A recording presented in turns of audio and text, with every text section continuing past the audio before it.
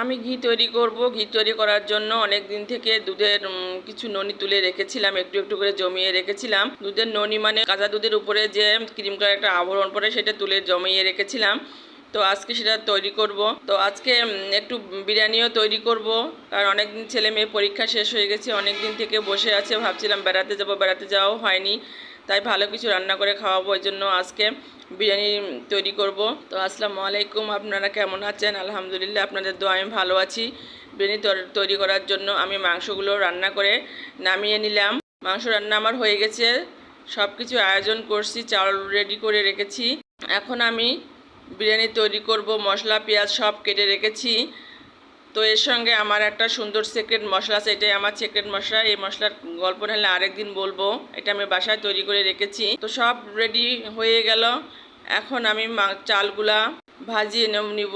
পাতিলটা চুলায় দিলাম, চালগুলো সব ভেজে নিব, এই জন্য পাতিলটা চুলায় দিয়ে চালগুলো ঢেলে দিলাম, দিয়ে চালগুলো ভেজে নিচ্ছি। চালগুলো ভাজা প্রায় শেষের দিকে হয়ে গেছে, চালগুলো ব্রাউন কালার হয়ে গেছে। এবার আমি পাতিলে গরম করে পানি রেখেছিলাম, সেই গরম পানি ঢেলে দিলাম, দিয়ে নাড়াচাড়া করে রান্না করে রাখা মাংসটাও ঢেলে দিলাম। সবগুলো একসঙ্গে নাড়াচাড়া করলাম করে বিরিয়ানি আমার প্রায় শেষের দিকে মানে বিরিয়ানি হয়েই গেছে।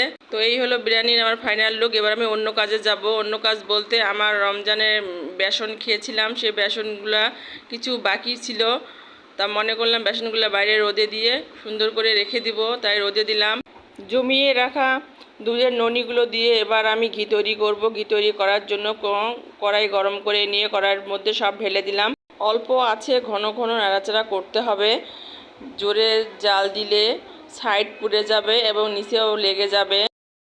আস্তে আস্তে নাড়াচাড়া করতে করতে সুন্দর একটা ফ্লেভার চলে আসবে।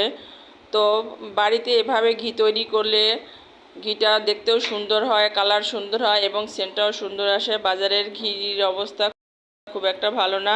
এভাবেই ঘি আমি তৈরি করি। তো উপরের দেখেন কত সুন্দর একটা ঘিয়ের আবরণ চলে আসছে।